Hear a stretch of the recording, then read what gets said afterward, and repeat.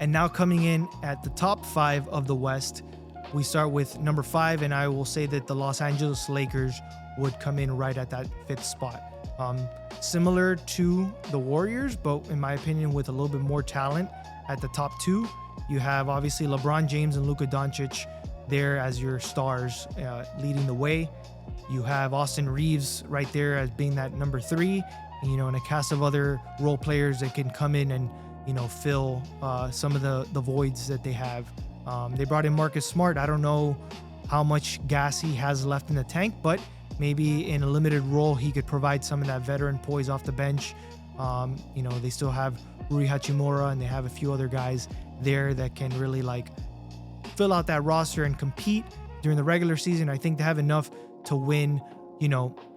Right now the prediction is 47.5 wins. They won 50 last year. I think they could win maybe 48, 49, maybe around 50 again. So I think that I would bet the over on their win total. I think that they get over 47.5, and they're able to firmly position themselves in that 5th spot. There's an argument that they could even make it up to the 4th, but I think that that's where they come in and they have enough to be in the top tier of the West. But we'll see. I don't know if they have enough depth to actually make a deep run when we're talking about the playoffs. Then coming in at number 4, I would say that the Minnesota Timberwolves would be the 4th spot. I think that last year they won 49 wins, and Anthony Edwards is still that dude. I think that he's gonna will his way and will that team into being competitive in the West.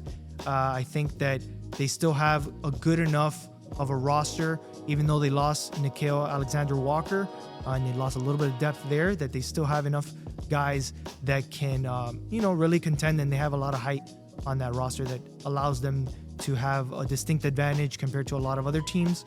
So I think that, the Timberwolves, they're right now looking at 50.5 wins is the line. I would bet just under that. I think that they win 50 wins. They won 49 last season, so I think that it's right on that cusp. So this is one of those lines that straddles really, it feels like it's on the mark. I think that they win just 49 or 50. I don't think that they win 51. And then coming in at number 3, I think the Denver Nuggets are primed to break into the top 3 again this season. They added enough depth. I think that making the move to bring in Johnson onto the team and getting rid of Michael Porter Jr. Cam Johnson's just an upgrade to that roster over Michael Porter Jr. And, rounding it out by bringing back Bruce Brown, adding in Tim Hardaway Jr., Valanciunas. They got guys there that now started adding that depth. And they were one of the teams that actually gave the Oklahoma City Thunder a lot of issues. So I think that this might be enough to put them again in that spot where if they match up against the Thunder, that they could go to another 7-game series, or they could put them over the top and actually beat them this time around. One of the few teams that can actually that you can actually say that about. And obviously you still have Jokic there, and as long as Jamal Murray is healthy and competing when it comes to the playoffs, that's a team that's going to be a problem. But focused on the regular season, I think they have enough to be number 3 in the West. And their line is at 53.5 wins. I think they come in just under. I think they win 51, 52 wins. And that's enough for them to take that 3rd spot in the West. So excited to see what the Nuggets do. Now they'll have a full season with their new coach after getting rid of Mike Malone late in the year. So I think that the Nuggets come in at number 3.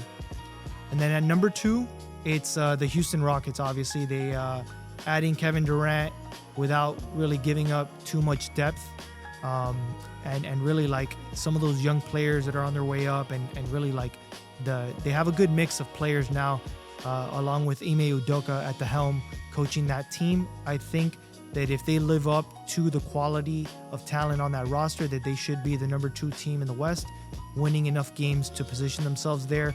The line for them is 54.5. I think that they could win a little.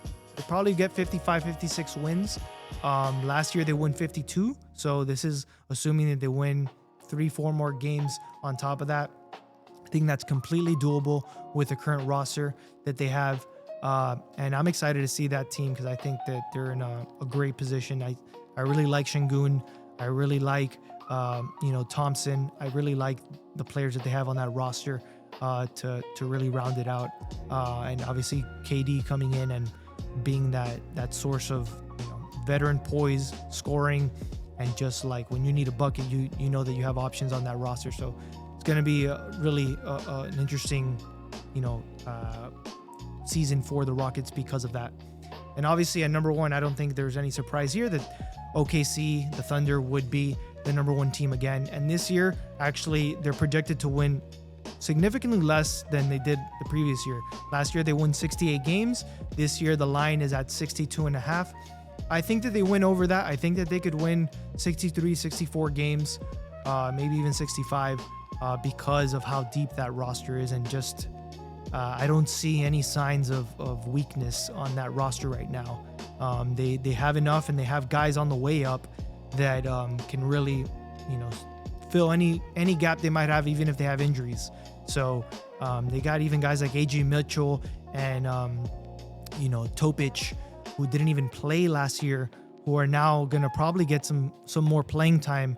And so like their depth at just the guard position is incredible. And obviously you've seen what they have at the other positions. So I think obviously the Thunder are gonna come in at number one for the West, winning over 62.5 games. And so I think that's the rundown. So